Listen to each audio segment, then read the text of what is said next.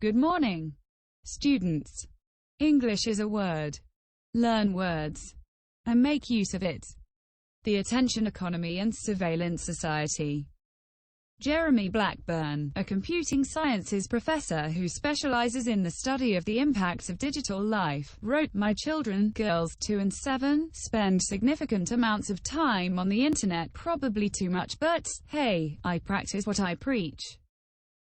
Bottom line, Google and Amazon probably know more about their preferences than I do, and could probably influence them in ways that I can't even fathom. To that end, my eldest daughter really enjoys one particular YouTube channel, which is entirely appropriate for her, FGTV. However, she has trouble recognizing that the channel is a business, Thus, she will on occasion come to us and ask to do one of the absurd things that the channel operators do. For example, a giant food fight. My daughter simply does not have the maturity to fully understand that these people are making their livelihood with their videos, that they are edited in such a way as to make them entertaining, and that what she sees is not their normal familial activities.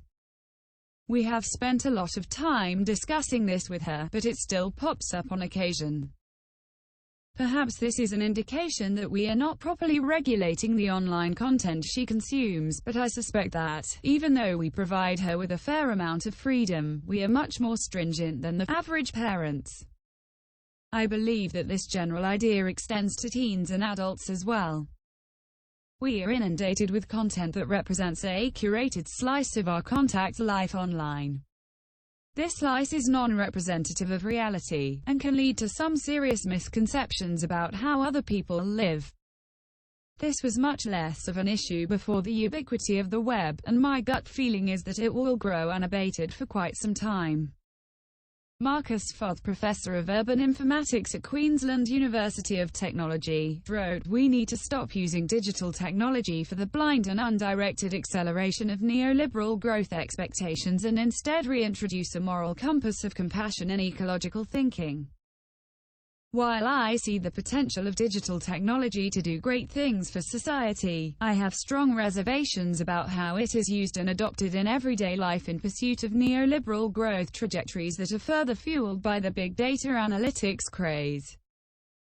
Critical humanities research is urgently needed to influence the technocratic and engineering-driven culture to solve humankind's problems.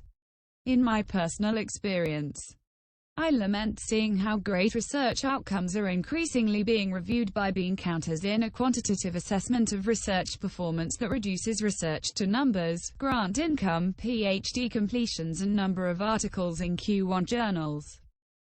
Big data is killing the zest of aspirational researchers who wanted to change the world for the better and are now just reduced to a row in a spreadsheet. Speaking of well-being, many just quit. Deborah Coe, a coordinator of research services based in the US, said, "I hate to admit this, but I spend a ridiculous amount of time on my cell phone, checking emails, Facebook, Pinterest, the news and playing games, on a daily basis. And I do it to the point of choosing to not go outdoors on a beautiful day, or to the point of getting blurry vision and ignoring the warning signs that I've overdone it." Here's my question. If I, a social scientist, cannot resist this temptation, what is happening to our children and our children's children? A professor based in North America said, "I want to share a short excerpt from Chapter 1 of Frischman and Selinger's Re-Engineering Humanity, Cambridge, April 2018. Last year, my first grader came home after school very excited. Dad, I won. I mean, I've been picked. I get a new watch. That's great," I said. "What happened?" He quickly rattled off something about being one of the kids in his class who was selected to wear a new watch for gym class. A day or two later, I received the following letter in the mail from the school district: "Dear parents, guardians, your child has been selected to be among the first group of students to participate in an exciting new initiative made possible by our recent $1.5 million PEP Physical Education Program grant. We have added activity watches to the K-12 physical education program so that we can assess how the PEP grant impacts students' physical activity in the school district. We are periodically selecting groups of students at random to wear activity watches on their wrists to track daily activity time. One of the goals of our program is to see that students get the recommended amount of physical activity each day, 60 minutes. As part of a quality physical education program, the use of activity watches can motivate students to challenge themselves to become more physically active. For the students selected to participate in this first group, we will be distributing activity watches starting Jan. 13 for students to wear before, during, after school and over the weekend until Tuesday, Jan. 21. We ask that students do not take off the watch once it's on their wrist. They should sleep, even shower with the watch in place. There are no buttons to push or need to touch the watch, as it is pre-programmed to record and store each day of activity time. At the end of the 9 days, each family will be able to access a report of their child's activity, and you are welcome to consult with your child's physical education teacher about what you learn and ways to further support your child's physical health and fitness. In addition, the group's combined information will be used to provide baseline data on student physical activity in the school district. In closing, I invite you to join me and your child's physical education teacher in motivating your family to participate in physical activity together. If you should have any questions about this new technology, please do not hesitate to contact your child's physical education teacher. Yours in Health, 4XXXXXXXXX Supervisor of Health, Physical Education and Nursing Services. When I read the letter, I went ballistic. Initially, I wondered about various privacy issues: who, what, where, when, how and why. With regard to collection, sharing, use and storage of data about kids. The letter did not even vaguely suggest that parents and their children could opt out, much less that their consent was required. Even if it had, it couldn't be informed consent because there were so many questions left unanswered. I also wondered whether the school district had gone through some form of institutional review board (IRB) process.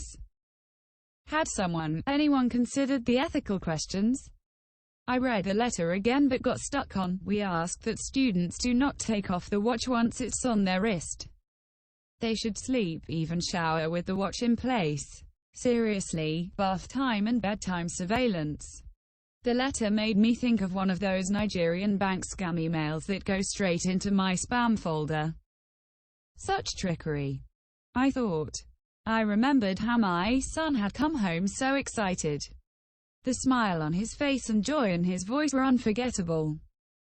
It was worse than an email scam. They had worked him deeply, getting him hooked. He was so incredibly happy to have been selected to be part of this new fitness program, to be a leader. How could a parent not be equally excited? Most would, but not me. I contacted someone at the PTA, spoke with the supervisor of health, wrote a letter to the school district superintendent, and eventually had some meetings with the general counsel for the school district. The program is like so many being adopted in school districts across the country, well-intentioned, aimed at a real problem, obesity, financed in an age of incredibly limited and still shrinking budgets and elevated by the promise of efficiency that accompanies new technologies. What caught people's attention most was a line from the letter I sent to the superintendent. I have serious concerns about this program and worry that the school district hasn't fully considered the implications of implementing a child surveillance program like this. No one previously had called it child surveillance. All of a sudden, the creepiness of bath time and bedtime surveillance sunk in. Naturally, this triggered familiar privacy concerns. The term surveillance generated a visceral reaction and was an effective means for getting people to stop and think. Up to that point, no one seemed to have done so for several obvious reasons.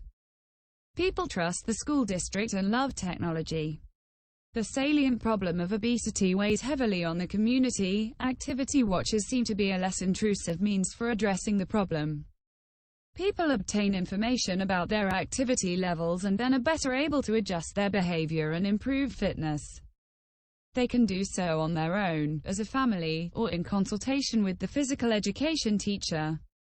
Plus, it was funded by a federal grant. The Activity Watch program presents substantial upside with little or no downside, an easy cost-benefit analysis.